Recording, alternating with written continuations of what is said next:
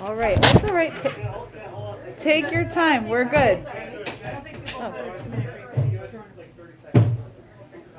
Oh, okay. Oh, sorry. I'll just stand here and examine everyone's creative masks and outfits for the day.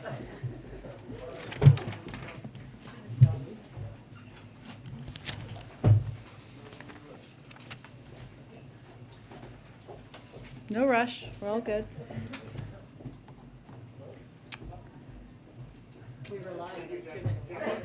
We gave one. I'm sorry. It must not have come through the audio. Okay. It must not have come through the audio. We're just trying to get everyone some steps this morning or afternoon. Okay. Oh, sure. Thank you, guys. Okay. All right. Okay. Okay. Well, happy Tuesday, everyone. As you all know, just a couple of announcements for all of you at the top. As you all know, the pandemic-induced global supply chain backlog has strained our transportation industry and created a critical shortage of truck drivers. Almost 2 months ago, the Biden-Harris administration launched a trucking action plan to strengthen America's workforce. A key element of this plan is encouraging the trucking industry to recruit and retain well-trained drivers by creating a safe, welcoming, and stable career path with good-paying jobs and family-sustaining wages. We can think of few Americans better prepared to take on this challenge than our nation's veterans, since many have military trucking experience, are familiar with safety, culture, and have maintenance skills. On Friday, the administration met with veteran service organizations representing nearly 4 million veterans to discuss ways that we and the industry could attract, train, place, and retain veterans in trucking jobs. And today we're pleased to announce the Departments of Labor, Transportation, Defense, Veterans Affairs, and the Small Business Administration will be raising awareness about 16 different federal programs that can connect transitioning military personnel and veterans to rewarding careers in the trucking industry. A highlight of these efforts is the Department of Labor's Registered Apprenticeship Program. So we see this as a win-win-win, getting more veterans to work, addressing the shortages in the trucking industry. Also wanted to note that as you've heard the President talk about a fair amount, he's committed to using every tool at his disposal to bring down prices, and you're going to hear him talk and the administration talk a lot about this as the week proceeds. That's why we're working to ease supply chain bottlenecks and give consumers more choices. That's why we continue to push for legislation like Build Back Better and a competitiveness bill that will make our economy stronger, lower the cost of essentials, bring more manufacturing to the United States, and strengthen our supply chains. This week, the President is also going to be meeting with business leaders and traveling in the country to Virginia, as you know, to highlight his plan to address prices. While we've made remarkable strides with the fastest economic growth since 1984 and the most jobs created in 1 year ever, he knows there's more work to do to keep prices down. He also talked this afternoon, as you just all heard him do, about how we can build more in America, bring down costs through making more in America, and rebuilding our supply chains. And as I noted, tomorrow he'll be hosting CEOs at the White House to talk about how Build Back Better can lower energy costs. As you know, he's going to Virginia on Thursday to talk about lowering the price of prescription drugs. With that, Colleen, why don't you kick us off? Okay, a couple things. Do you have any information about a possible security threat at Dunbar High School where the second gentleman was? I think he was just taken from the event and it was postponed, but we don't know. I don't have any updates on this. We will venture to see if we can get you anything, even if it's during the briefing. It just happened, yeah. Okay, excellent. And then second, the remaining child tax credit is, the Biden administration is encouraging people to use what's left of their remaining tax credit. So to what extent do you hope that you can show the benefits of the program to overcome skepticism about the program kind of by getting this last bunch of money out there? One more thing after. Sure. Well, one of the steps we're trying to take here, which is showcased by the fact that today the Vice President, Secretary Yellen, and Gene Sperling are hosting a day of action with over 100 nonprofits and community-based organizations to encourage all Americans to take advantage of critical tax credits, including the expanded child tax credit and earned income tax credit when they file their taxes this year. Part of the reason we're doing that is because we know how effective it is. We know that it helped cut child poverty by 40% 20% last year. We know it helped give many families some extra breathing room at a time where the economy was still recovering. And studies show that the child tax credit also helps working families with developments and opportunities for their children. It's important to remember, and this is one of the things they'll be talking about today, that Americans that qualified for the extended child tax credit will still receive half of the entire benefit when they file their taxes this year. And yesterday we launched a new version of childtaxcredit.gov to help Americans get the full child tax credit as tax filing season begins. So part of our effort here is to continue talking about the benefits, how they're helping working families, how they're helping many women who need an extra hand to cover childcare costs, and how they're helping give people a little extra breathing room.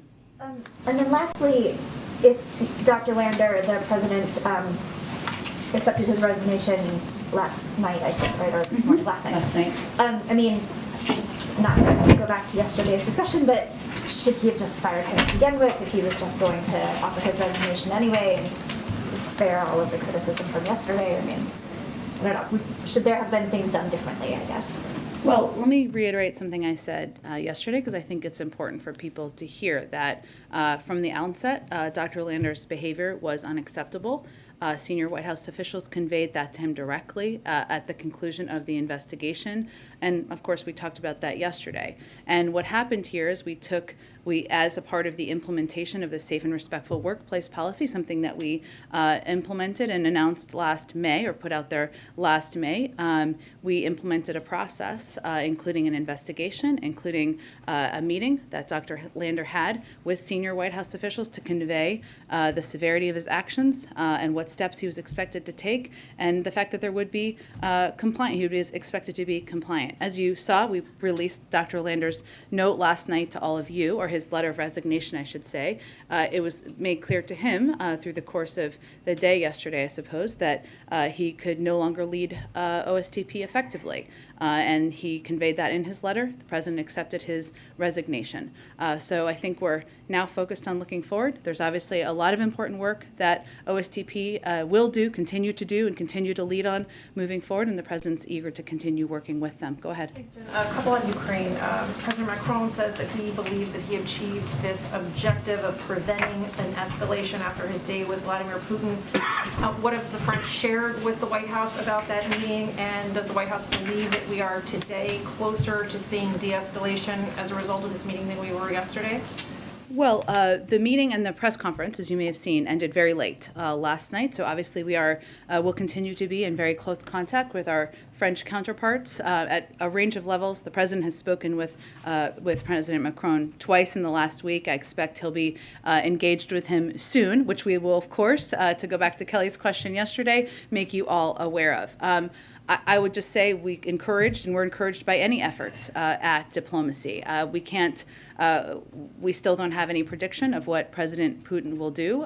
We can't control what Russia will do next. What we can do, and what I think President Macron played a role in doing yesterday, is making clear with our allies and partners that there will be massive consequences should Putin choose to further invade Ukraine. But in terms of an assessment, we don't have any new information or new prediction about where President Putin's head is. Has the White House not received a readout from the French on this? We remain in close touch with our counterparts, but I don't have an update on any specifics of behind-the-scenes diplomatic talks. More on Ukraine. We heard the president and the chancellor yesterday emphasize this united front. We did not hear the chancellor mention the phrase Nord Stream 2. What assurances did this White House get from Germany, the German government, about Nord Stream 2 and the future of that pipeline if Russia invades? Well, as you heard the president very definitively say yesterday at the press conference, if Russia further invades Ukraine, there will no longer be a Nord Stream 2, and we will bring an end to it. You heard the German chancellor also convey yesterday that we are working in lockstep and that we are very coordinated in our efforts. In terms of the specifics, we'll let those conversations happen through diplomatic channels. But I would also reiterate that Nord Stream 2 is not currently operational. We agree that it is a point of leverage with President Putin and the Russians. German regulators have suspended certification of the pipeline, and we have been very clear privately, as we have been publicly, about the fact that it would not continue should Russia invade. And I have just one last one. Your reaction to the RNC declaring what happened on January 6th as legitimate political discourse, and Democrats on the Hill today are being very vocal about this. Hakeem Jeffries says the C in RNC stands for cult. Does the White House agree with that? Well, I think it's clear to Americans that what happened on January 6th was not legitimate political discourse. Storming the Capitol in an attempt to halt the peaceful transition of power is not legitimate political discourse. Neither is attacking and injuring over 140 police officers, smashing windows, and defiling offices. It's telling to all of us that some leading Republicans have rejected that characterization, including the former president's national security advisor and the chief of staff to the former vice president, who, as he put it, had a front row seat that day, including as rioters chanted for the former vice president to be hanged. So again, we certainly reject the notion that that was legitimate political discourse, as we think a large number of Americans would as well. Go ahead. Thanks, Jen. I want to ask you about this Army after-action investigation into the Afghanistan withdrawal that was obtained by the Washington Post. First of all, is this a report that the White House has had an opportunity to review and absorb? And if so, were there any lessons that were learned from it? Well, I know obviously our national security team, as we said at the time, was going to conduct after-action reports as they would as it relates to the end of any conflict or any engagement of that sort. We have always believed that the end of a 20-year war was always going to have significant challenges. We, as you know, and we talked about at the time, through the summer we were pressing our system hard on whether we were meeting previously established tripwires that would require us to adjust operations at Embassy Kabul. That's how we looked at it and evaluated it at the time. The NSC led that process and convened regular interagency discussions. And of course, earlier in the summer, we pre-positioned U.S. forces in the region to be ready to facilitate a NEO in preparation of exactly that scenario. I know I reiterate all of that because I know we haven't talked about this in great detail in some time, so I just wanted to lay it all out there. All that work, of course, took months of planning, but we always look at and assess. That's why after-action reports are so important and so essential. In terms of additional reports out of any of these findings, I don't have anything to report from here. I'd really point you to the Department of Defense. But has the White House had an opportunity to review this particular report? Well, again, internal discussions and internal reviews of any after-action reports. I don't have any updates on our assessments from here. Among the criticisms from military commanders in the document is that as late as early August of last year, the NSC, quote, appeared to lack a sense of urgency about planning for an evacuation because it would signal that we have failed. What's your reaction to that criticism? Well, I would say again, earlier in the summer, we pre-positioned U.S. forces to be ready to facilitate a NEO if needed, meaning an evacuation if needed of our embassy there. That is fact in terms of what was planning, what was done at the time. And that, in advance of that, that required months of planning to ensure there were a range of contingencies planned for, as we always do, through the national security team and through the military team. And as we prepared in the early summer to leave Afghanistan, we pre-positioned military assets in the region that enabled us to execute one of the largest airlifts in history. So I would just say if you look back at the specific planning steps we took, we did plan for a range of contingencies, even well, as we talked about at the time, there wasn't an anticipation that the Afghan National Security Forces would fall as they did or as quickly as they did, and that was not anticipated by anyone. But we still had done a range of contingency planning. So broadly, then, do you reject the assertion that was made by various military commanders in this report that they were trying to convince members of the administration of the urgency of planning for the evacuation, but that they were rebuffed? Well, again, there was a range of contingency planning that was done in close coordination by all of the players on the national security team at the time to prepare for a range of options and a range of outcomes.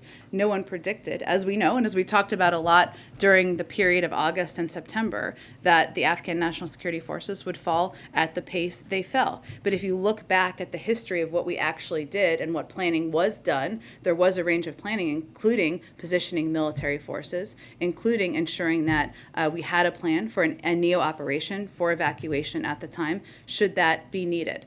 So we always look back and assess, but I would say the facts of what was planned for at the time show that we were preparing for a range of contingencies.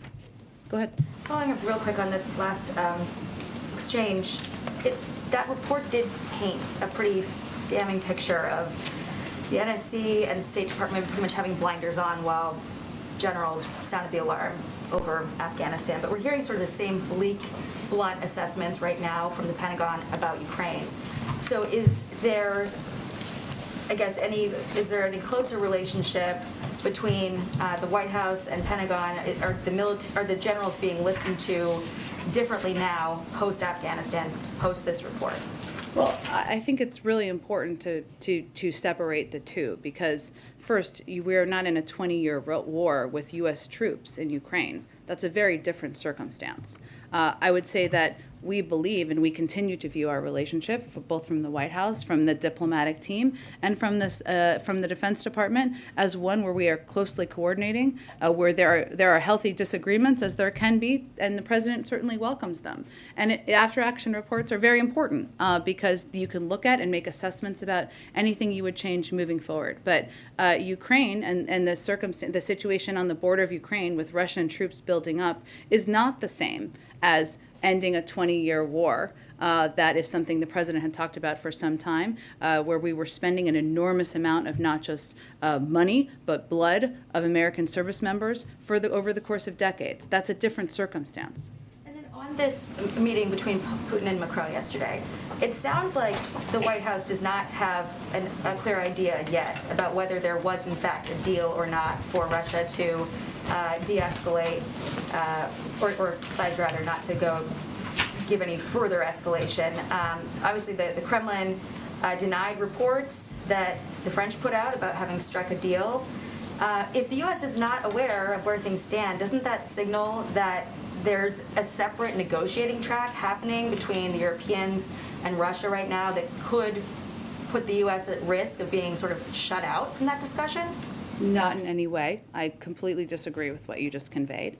First of all, there are a range of diplomatic conversations happening all the time, and that's been the case for many weeks. The United States is a key player in the vast majority of those negotiations. At the same time, there are important formats, whether it is bilateral leader-to-leader engagement, which President Macron was a part of yesterday, or the Normandy format, which is something we fully support, which is the format that the Minsk agreement would be discussed through, which includes Ukraine, Russia, Georgia, and France. That's another format that we fully supported. Those are conversations that have been happening, and typically through a diplomatic process, there are a range of conversations that are happening at the same time. Again, as I noted a little bit earlier, the president spoke with President Macron twice over the last week, including on Sunday, the day before he spoke with President Putin, and I expect he'll speak with him soon again. But it's also important to note that there are others. The German Chancellor, who was just here yesterday, is also meeting with President Putin tomorrow, and certainly if there is diplomatic progress, we would welcome that, but we will believe it when we see it with our own eyes at the border. On the warships that moved in to the Black Sea, there are some people who are fearing that this is another invasion force potentially targeting the city of Odessa. Obviously, the Kremlin is saying that this is just exercises, but is there concern in the White House that, while we're buying time for this diplomatic push, that Putin is just bolstering his forces, building his forces, while we're all talking? Sure. Well, I know that my colleague John Kirby has spoken to this from the Pentagon, so I'd point you to his comments. But I would say that we are always going to leave the door to diplomacy open, because we think as long as we don't know what President Putin is going to do, and we don't, and he has not invaded Ukraine at this point, then it is important to always keep that door open, because that's always the preferred path. At the same time, we are not just talking. We have built through 200 engagements. Talking is an important part of it, I guess. But to build an agreement with our partners and allies in Europe about putting together a severe set of economic consequences should they decide to invade. We have provided an enormous amount of security assistance to Ukraine to make sure they are prepared. So we are working on a number of paths, as you should do. But diplomacy is always going to be the preferred path. One last one on masks. Yeah. When are we going to hear from the CDC on this guidance? California yesterday changed their guidance. Randy Weingarten, Teachers Union, is vocally asking for the White House and the CDC to weigh in. So when are we going to hear from the CDC about updating the guidance on masks? You'll have to ask the CDC. The CDC moves at the pace of data and science. I would note that our goal remains continuing to ensure that there is guidance that helps school districts stay open. That's our goal. We want kids to be in school. 98% of schools are open. That's a very good sign. We know it works. The CDC is always going to be reviewing their guidance, including mask guidance. But in terms of when they will provide additional new guidance, that is up to them. Do you believe then that the Democratic-led states who are breaking with the CDC on this guidance, that they're throwing science away and that the CDC has access to different science somehow? We don't look at it through that prism. These states, I think it's important to note, they still allow for decisions to be made by local school districts. Where we come up with concern, where we have great concern, if a kid or a parent chooses to wear a mask, or a school district decides they should keep mask guidance in place, and there are leaders who are preventing them from doing that. That is the place in some other states. But our hope is that states, leaders, will look at the science and data about what's going on.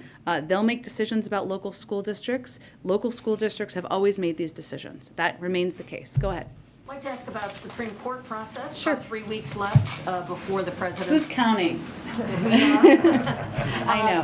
Has any of this process moved to a point where you are requesting documents, background materials directly from those women who are among the potential choices?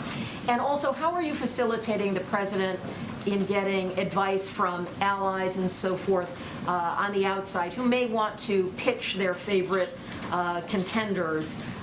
We're certainly seeing lawmakers and others speaking publicly. That's a little different than speaking directly to the president. How is that information getting to him? Sure. Well, let me start with the second part, and then I'll come back to the first, to the best of my ability. So you all have seen that the president has met with very publicly both Chairman Durbin and Ranking Member Grassley. The chairman and the president and vice president have also spoken with a number of members to engage with them, get their feedback. I had also noted, I think yesterday, that the president has also spoken with a wide range of outside legal experts as he's seeking to consult and to get feedback and advice from them. So he is receiving and engaging with a range of people as he considers this process. I would note also that as he's looking at the process, he's reviewing not just bios, but he's also reviewing cases. And he is looking at binders of cases because he is taking this approach very seriously. He's taking a very thorough approach to it.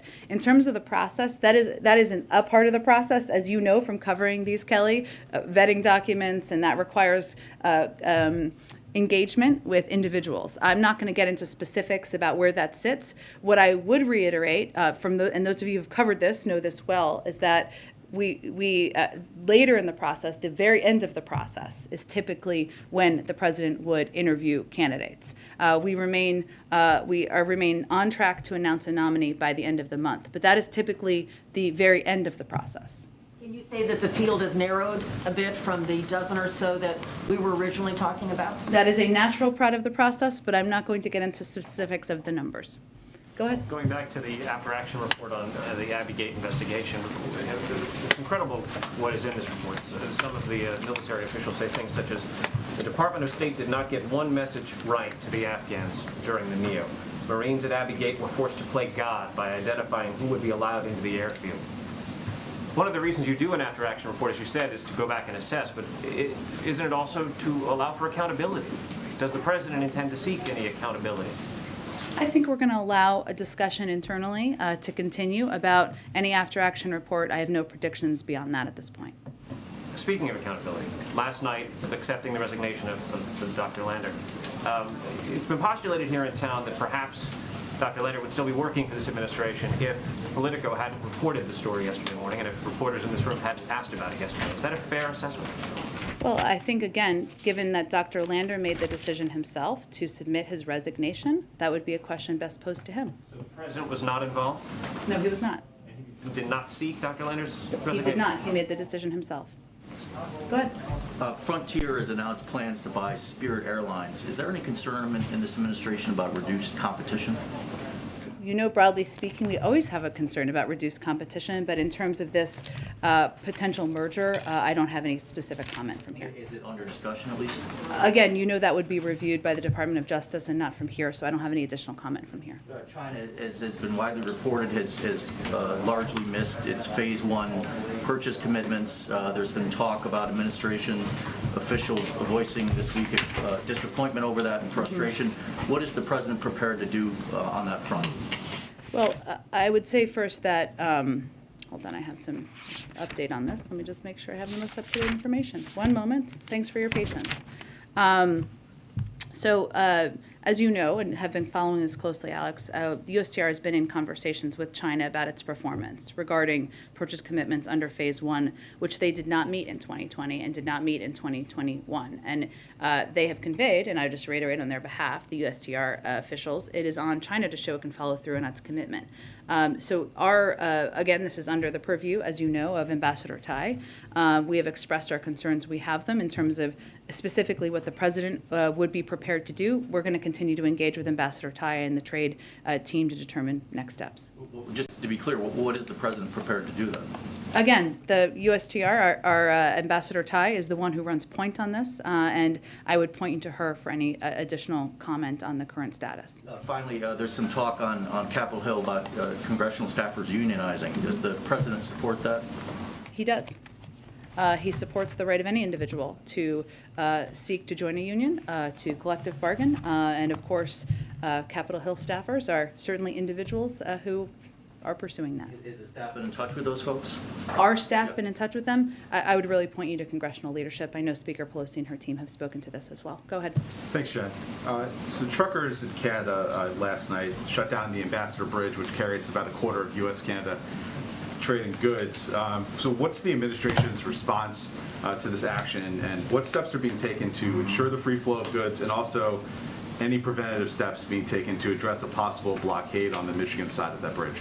Well, let me first start by saying I know there's been some suggestion, not by reporters necessarily at all, but that this congestion is related to the vaccine requirements. It's not. I'm saying I'm going to get to the protests, but the protests going on across Canada, which have spread to a bridge, are leading to sporadic congestion and blockages. I would, just to go back to my point I was trying to make, is that across what we've seen with these requirements is across a range of industries, vaccination requirements have been implemented with no disruptions, have helped increase vaccinations. These requirements help protect more people from COVID, and there's been zero indication across these industries that they would lead to disruptions, including on this policy.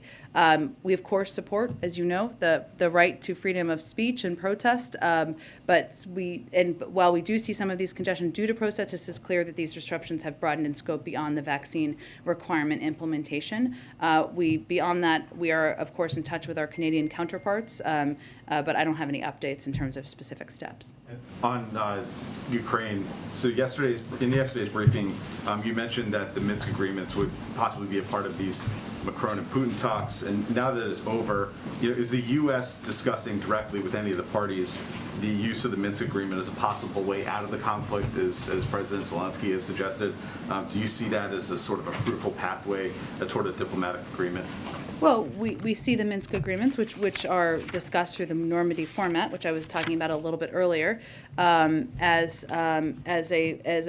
certainly a format to move things forward. And we stand ready to support these sincere efforts. And again, we welcome calls for a diplomatic resolution to the conflict in eastern Ukraine, and the Minsk agreement is a format that those could take place through. Well, I guess there's been some suggestions that the Minsk agreement would be unfavorable toward Ukraine if implemented in the way that the Russians want it implemented. So is the U.S. coming down in any way on one side or the other? We are not. We just see them as a format through which there could be discussion and continued engagement. And lastly, quickly on competition, Tyson Foods stock went up very high yesterday. I think it's highest in about 2 years on the back of record profits on rising meat price, partially on rising meat prices. So how is that posing a challenge to your administration's efforts to address competition in that industry?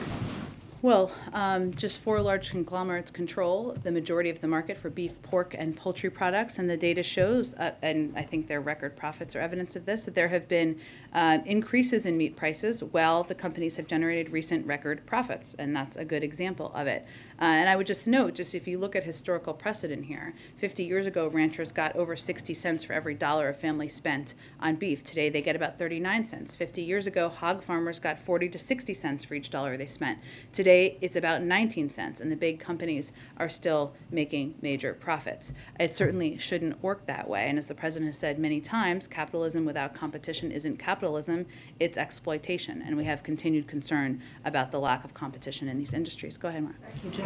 I have a Lander and a Ukraine question. First of all, will Rachel Wallace get her job back?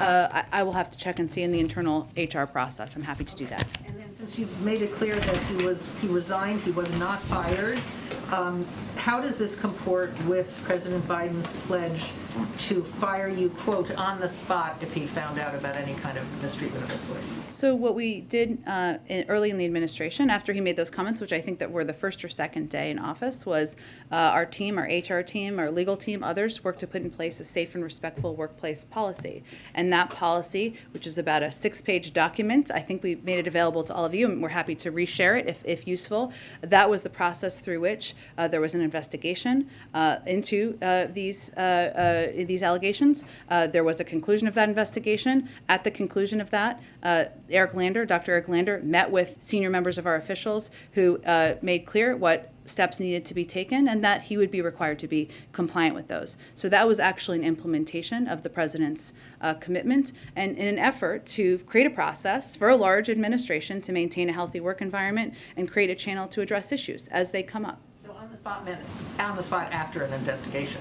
Well, I think in any workplace, and one where, like the White House, you need to have a process, and a process through which employees can present any concerns they have, any allegations they have, and that there's a process that those can be seen through. And that's exactly what happened in this case. On Ukraine, if you could explain to ordinary Americans who find the domestic politics of other countries very mystifying, why couldn't Chancellor Schultz say the words Nord Stream pipeline? He was asked numerous times, not just in the press conference yesterday, but also later in interviews, why? Why can't he spit out the words that President Biden said? Well, here's what I can speak for, which is the U.S. government, of course, and President Biden, and our commitment and agreement that if Russia invades, Nord Stream 2 will not move forward. It is still not operational at this point in time. I know your position. I'm just asking if you could give us any insights into why Germany can't say that. You are a very industrious reporter, Mara, and I'm sure you can pose that question to the Germans as well. But I can only speak for our government, and you heard the president say and reiterate many times yesterday how strong our relationship and our alliance is, how Germany is one of the most important allies we have in the world, how we have full confidence and faith in their commitment to implementing a strong outcome or strong consequences should Russia invade. Go ahead. Thanks, Jen. If I heard you correctly earlier, you were saying that President Biden was not involved in directly seeking Dr. Landler's resignation, but can you clarify if he accepted the resignation because of the investigation or because of the public outcry around it? Well, I would say if you go back to the letter that Dr. Lander submitted, this is very small type. I don't know if this means I'm getting older, but what he conveyed in that letter was that he did not feel that it was possible to continue effectively in his role. He conveyed that, and he also conveyed that he felt the work of his office was too important. And the president, was that the result of the public response or the response of his team? You'd have to ask Dr. Lander that question. But the president accepted the resignation letter he submitted last night. But it sounds like the investigation was completed in December. So actually, it was completed. The full process was completed at the very end of January. And so why did it not occur that there was any repercussions until after it became public? Well, there was an entire process that was underway, including a meeting with Dr. Lander conveying exactly what steps he would take, he would be required to take, that he would be expected to be compliant with those requirements, and that his actions were absolutely unacceptable and would not be tolerated in this White House, and we wanted to prevent them from happening again. So that process had been undergone. It's standard, and of course these things are reported sometimes as they were, but to keep HR processes private in part because you're protecting the range of officials who came forward, and that is the standard process. Sometimes officials speak publicly, as they did in this case, and that's their prerogative. And then can you say when the president learned of the internal investigation and if he was briefed on it before this became a more public subject yesterday? He was made aware in advance of after the conclusion of the investigation, but beyond that, I don't have any updates on the timeline. Just one more. A few weeks ago, the president had talked about in his press conference about the desire to get out of Washington. Yes. Since He's then, still trying. He's trying to get on that plane. That's my question, I guess. He's had a trip to Pittsburgh. He's had Yeah. a trip to New York. As you alluded earlier, he's going to Virginia. Is this the robust kind of schedule that he's looking for, or is there something that's keeping him in Washington? Can you talk a little bit? Well, I think there are a couple things that obviously every president juggles, and including this president is juggling right now. If he could spend every day on the road, he probably would do that. And, you know, when you're traveling as president, you know, the world comes with you a bit, but there's certainly an open Supreme Court spot that he needs to fill. He takes very seriously. He wants to approach that very thorough, with a thorough approach. Of course, he's getting regular updates on Russia-Ukraine from Russia and Ukraine and the buildup of troops on the border. So there are a number of course, important priorities that at times can keep a president here and maybe are keeping the president here. However, I think we'll be getting out there more. He'll be getting out there more in the country. Otherwise, maybe he'll fire one of us. I don't know. But he's eager to do that. He wants to be out in the country. And I think as we get to the period of time post State of the Union, I think you'll see more of that. Go ahead. Thanks, Jen. Just a quick follow-up on Kelly. Has the president spoken with Congressman Clyburn about his advocacy that has been very prominent for Judge J. Michelle Childs for the Supreme Court? I don't have any updates on specific members he's engaged with beyond the ones we've read out or you've seen publicly. Though I would say members of our Supreme Court team, you're very familiar with, have been engaged with a range of members, including Mr. Clyburn. Okay. And back on Ukraine, what was the president's response to this U.S. assessment that a Russian invasion of Ukraine could kill 25 to 50,000 civilians and cause a humanitarian crisis that would end up with 5 million refugees? Well, first, let me say I'm not going to get into intelligence assessments from here, obviously, but we certainly prepare for a range of contingencies and work and engage with our European partners and counterparts to prepare for them. And that relates to the potential for refugees. It relates to the potential for natural gas or oil shortages. And those are part of the discussions the president is a part of, our Secretary of State is a part of, and that is why we are doing so much engagement at this point. On Nord Stream 2, the president was pretty confident yesterday that it would not go forward if Russia invaded Ukraine, even though the German chancellor would not say that. So I guess logistically speaking, how would the president ensure that that would not happen?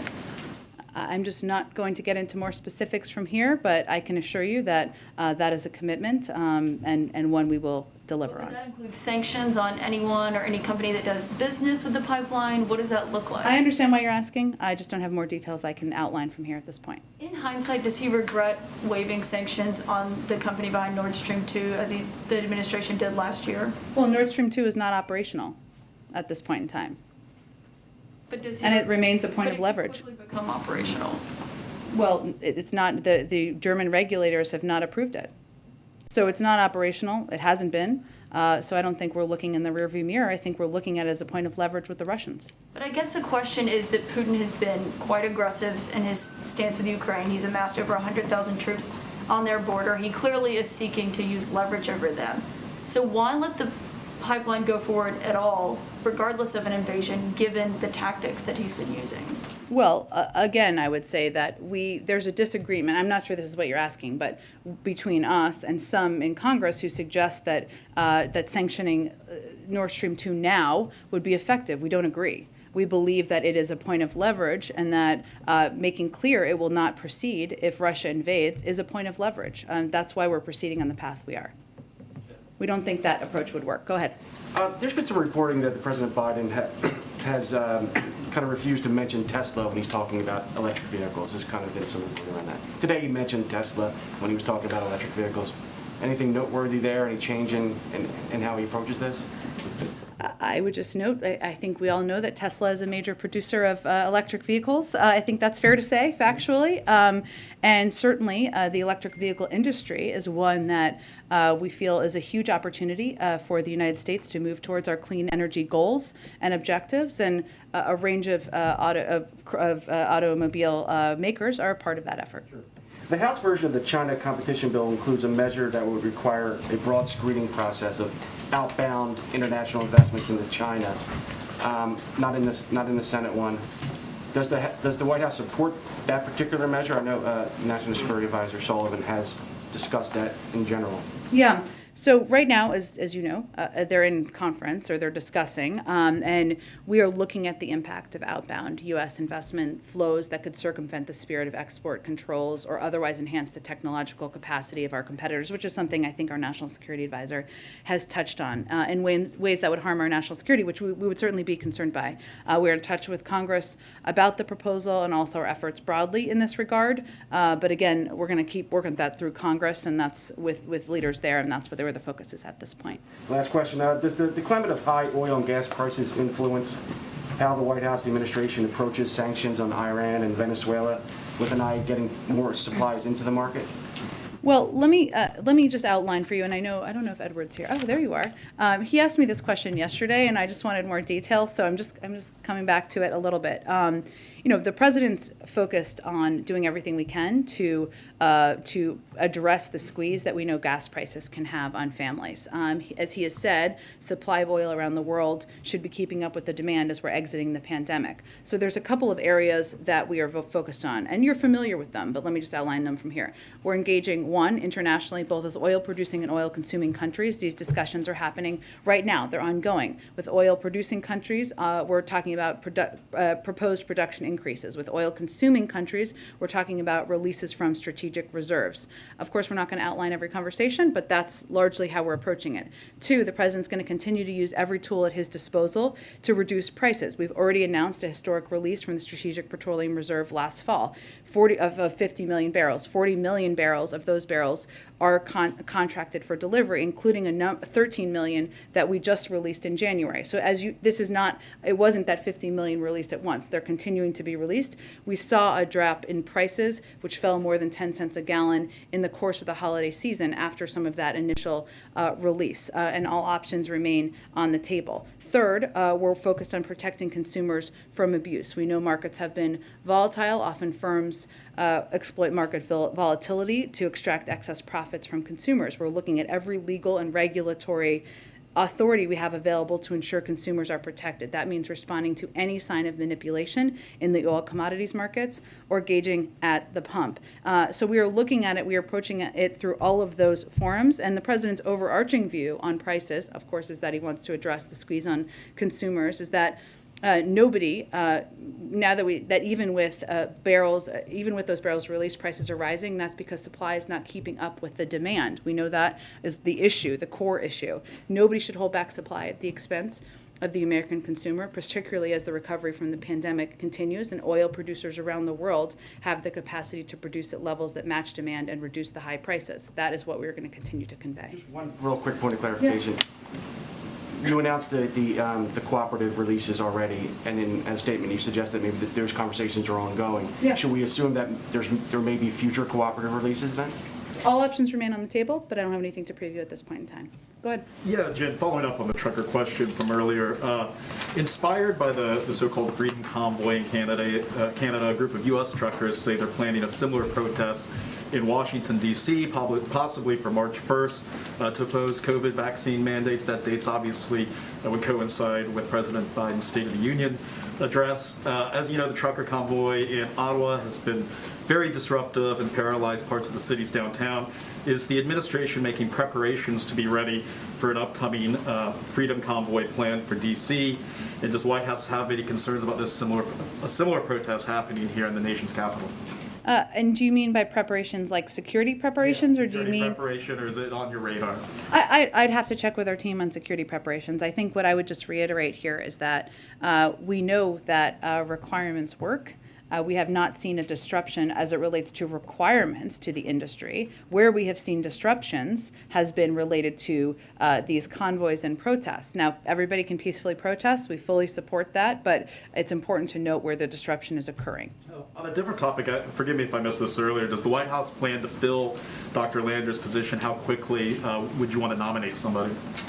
We do. I don't have an update on the timing, but certainly the president is confident in the expertise of the OSTP team and their ability to move forward on key components of the agenda they're responsible for. Final topic. The White House has recently held kind of local ECD announcements here with the Intel project 2 weeks ago in Ohio, today with the electric vehicle station facility in Lebanon, Tennessee. And so I'm curious, what has the federal government's role been in these sorts of announcements versus the governors of these two states in terms of getting these projects? So just so I understand your question, what are we, in terms of how do we get them the money? Yeah, these are traditionally the kind of projects you might expect the governor to announce, and instead we're seeing them here in the White House. What kind of role is the Biden administration have? I mean, are you working in tandem with these governors, or is it? Typically, yes, exactly. And if the governor can attend, we typically invite them. And sometimes they've taken place in states. And, I think it's important, the president believes it's important to lift up the ingenuity of American businesses and companies, and especially companies that are creating jobs here in the United States and putting people back to work. Go ahead, Katie. Thanks, Jen. As most people in this room have asked about, the president said yesterday that he would shut down Nord Stream 2 if there was a military invasion. He kind of defined it traditionally as tanks on the ground. So if Putin attacks but doesn't send massive forces over the border, perhaps through cyber attacks or through paramilitary forces, does the president feel the Western alliance could still present a united front, given his conversation with the chancellor yesterday? Sure, we have a range of contingency. I certainly understand your question, but I don't have anything more to detail here. Obviously, we don't think Nord Stream 2 is a good deal or a good project. We've been very clear about that. And I think right now what we're focused on is what we think the right diplomatic tactic is as it relates to deterrence, which is part of our approach. And that includes making clear that Nord Stream 2 will not proceed, given, of course, President Putin and the Russians want it to proceed. But we have a range of contingencies. Should Putin invade? Should he take other additional steps? And we're going to continue to work to be lockstep with our partners. Just to clarify, so if it's a cyber attack or paramilitary or anything besides tanks, would he pull, well, I know it's not operational, but would he stop Nord Stream from going forward? Again, I don't have anything more to update you on. We have a range of contingencies depending on if any steps President Putin takes. And then would he still keep the science advisor post? Would that still be cabinet level? I know that was a first with him. Okay. Go ahead, Karen. And the president said yesterday he believes President Putin still has a diplomatic off-ramp, that de-escalation is still possible. Last month at the press conference, less than 3 weeks ago, the president said about Putin, my guess is he will move in. He has to do something. Does he no longer believe that President Putin has to do something? And if that's the case, what has changed in those couple of weeks? Well, I mean, he either has to de-escalate or invade. Obviously, our preference is that he de-escalates. So I'm not sure. I think that's what the president likely meant in the time. We didn't at the time, nor do we now have an assessment of him making a decision. And we can't control what Russia will do next. What we can do is we can prepare, and we can prepare for a range of contingencies, and we can stay coordinated with our partners and allies, and that's what our focus has been. You mentioned at the top of the Thursday event in Virginia's prescription drugs. Can you tell us more about that, where he's going, why Virginia, and will we have an announcement on prescription drugs? I expect we'll have more tomorrow as we get a little bit closer, but he's going outside of Richmond to Congresswoman Abigail Spanberger's district. I think she will be at the event as well, as I understand it, and certainly talking about the need to reduce the cost of prescription drugs, something that is bearing a lot of weight on seniors, on families across the country, is something that is still a initiative, a priority that we still have more work to get done. Go ahead. Thanks, Jen. On that Thursday trip, has the president invited the Republican governor of Virginia to join him? Let me check and see if we have more details on the specifics. It's still all getting finalized, and I expect we'll have more as we get closer tomorrow, but I'll see if we have any more we can get you after the briefing. So would he plan to talk to him about their sort of differences in opinion on masking in schools? Let me just see who's been invited to the event and who's planning to attend, and we'll get you more details from there. Go ahead. Thank you, Jen. Another one on Ukraine. Yesterday, after meeting Putin, President Macron said that one of the options for Ukraine would be to get a status like the one Finland had during the Cold War, a status of strict neutrality. Is that also an option the president would consider? Well, I saw that President Macron said this morning that was not a formulation he used, and that ending NATO's open door policy would be a problem. We agree with that. And as we've said previously, we're committed to the right of sovereign nations to make their own decisions about their security. And maybe we see there is a very intense diplomatic battle going on around Moscow, and does the president believe that it is really helpful, or maybe that it creates like uncertainties around the situation and could ultimately benefit the Russians? You mean President Putin engaging in diplomatic conversations? A lot of diplomatic conversations, and after every encounter, there is a press conference, and there are new questions about are the allies really aligned? Is he maybe concerned that there is maybe too much going on? I think what you hear from the allies time and time again is that we are aligned, and there will be severe consequences. And that does not mean that consequences will be identical from every country. It means we agree that invading Ukraine, a sovereign country, violates global norms, and we have worked hard through more than 200 engagements to, it doesn't happen by accident, I guess is my point, to ensure that we remain coordinated and closely working together. Go ahead. Thank you, Jen. Two topics. The first one is going to be the truckers and then Russia. But first, the Canadian the movement in Canada, the truckers. So the Ottawa mayor has asked for 1,800 additional police officers to quell what he called the insurrection. You know that it's been a rallying cry for the far right, this movement. And Prime Minister Trudeau yesterday accused the protesters of trying to blockade Canada's economy and democracy. Does the White House share this perspective on the movement? That's not how we've described it. Do you, you said yesterday, just again, that the CBP was not impacted by the movement at the moment. Now with what happened at the bridge, it has had an impact. Isn't that, considering that now trade is concerned, shouldn't the White House put more emphasis on what's going on the other side of the border? I don't think we've ever de-emphasized. I just think I was trying to convey that while there was kind of a view by some that it was related to vaccine requirements, it wasn't. It was related to congestion created by the protests, which I think is important for people to understand. In terms of what's being done, of course, we're closely engaged. Department of Homeland Security would be the right entity to talk to. Thank you. Go ahead. Just the last question on Russia. Sorry. The Russian president yesterday with Emmanuel Macron commented, and I quote, they're trying, they being the West, the US, the NATO, trying to calm us down with assurances that NATO is a peaceful and defensive organization, but then he cited Iraq, Libya, Belgrade as counter examples. What do you say to that? NATO has always been a defensive alliance. It is Russia that is, let me finish my answer. It is Russia that is building up tens of thousands of troops at the border, not NATO. We are working to plus up support for our partners.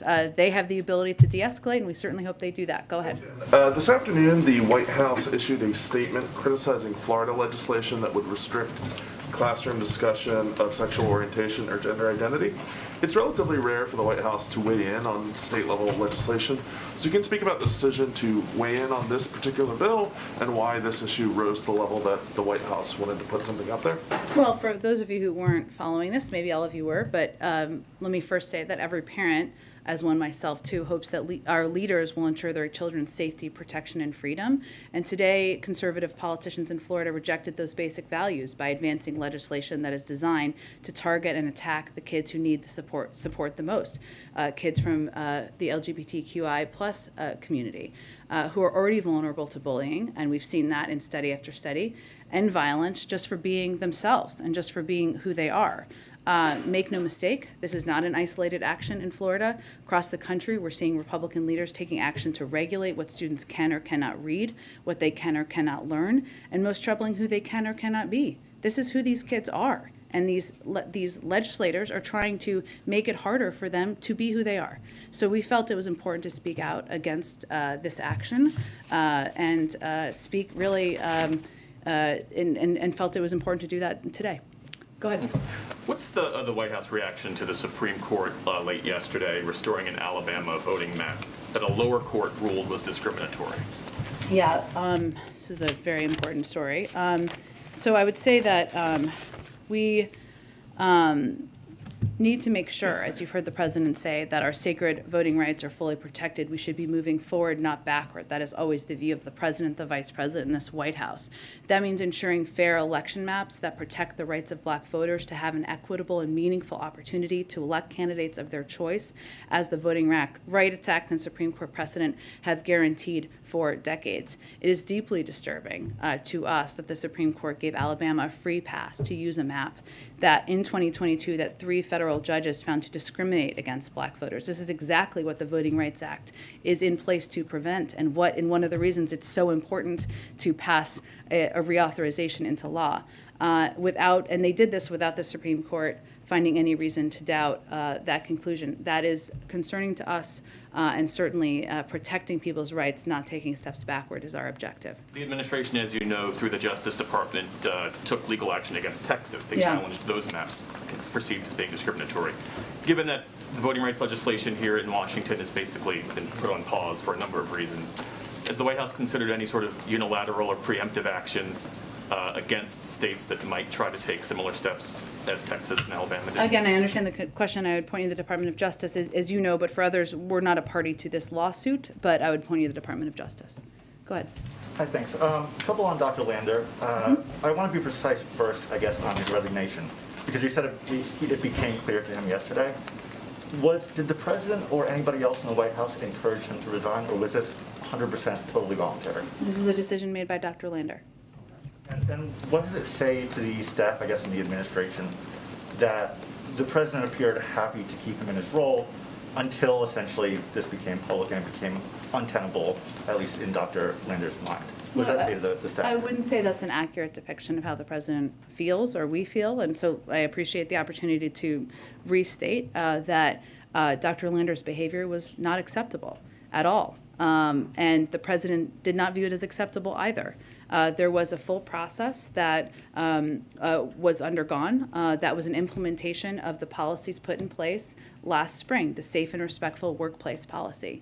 That included a thorough investigation. It included a meeting of Dr. Lander with individual senior officials from the White House team, and it included specific steps he had to take to prevent this from happening ever again. And I think what people should be assured of in the White House is that the president's committed to maintaining a healthy work environment, to creating a channel also to address any issues that come up, and that channel was created through this policy last May. And lastly, are there any other senior White House staff or cabinet members who have been subject to investigations like this?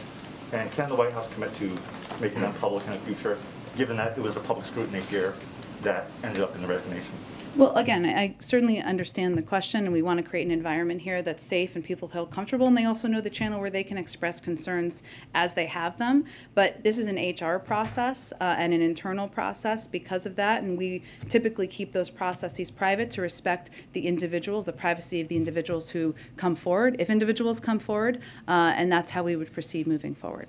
You can't say yes or no whether there are other investigations similar to this? Again, those are private processes and HR processes, and if individuals choose to speak publicly, that of course is their prerogative, but as is true of any HR process in any company, we would certainly keep that process private as a policy. Is there any reevaluation of the workplace policies and rules here given this, given everything that's happened, I guess, here? Is there any feeling of needing to go back and revisit whether those are effective and adequate? Well, I think, again, our objective is to prevent this behavior, unacceptable behavior, from ever happening again. And the Safe and Respectful Workplace Policy, which was implemented in this case, provides a channel for any individual to come forward if they have concerns, where the concerns can be addressed through a thorough process. And hopefully people know that, and it is part of an effort to maintain a healthy work environment. Go ahead. Hey, thanks, Jen. Immigration reform seems like a non-starter in the current Congress, but today freshman Republican Congresswoman Maria Elvira Salazar presented an immigration reform bill that would legalize millions of undocumented. And she's calling it a starting point. She's got Republican backing. Will the president agree to invite her to the White House, listen to her ideas, and incorporate them somehow?